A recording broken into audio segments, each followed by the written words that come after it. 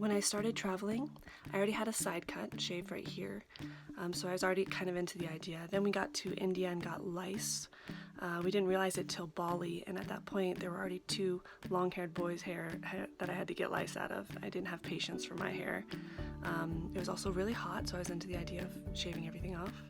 And then I also met a couple of women that had shaved heads that were strong and fearless and gorgeous, and they kind of convinced me that would be an awesome idea. On top of that, I was kind of minimalizing everything in my life. I wanted to see, do I still love myself if I took away something that was so feminine and so much that defined me as a woman? So it was kind of all an experiment, and I liked it a lot. When you travel nomadically, you have to use the bare minimum and bring the bare minimum, and you just get used to that. A stroller could be replaced with a baby carrier, so we had that on the front, and then maybe a backpack or other carry-on stuff that we were holding, and it made our arms free. Stroller is just way too much work to lug around when you're moving around so much. It wasn't necessary.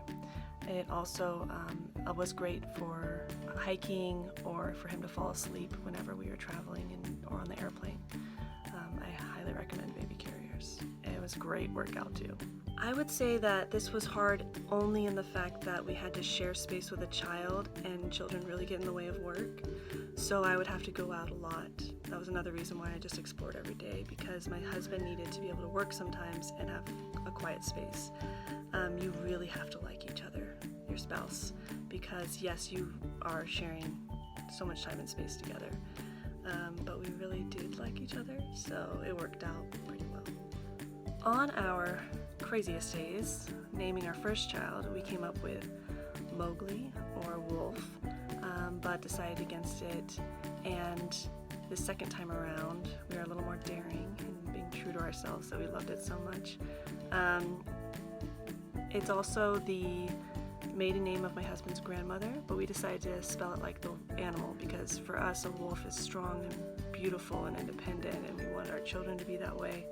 So it's also just badass.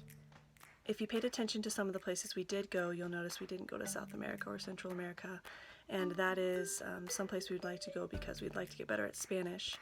And so Costa Rica is on our list. Gorgeous beaches and volcanoes and mountains, and it's just a lush tropical place for a lot of great expats. And then we'd love Peru as well. Cusco is a city that is pretty central to a lot of activities, and it would be great just to stay in those areas, whether Peru or Costa Rica, for 3 to 6 months and do it slower and have a community, and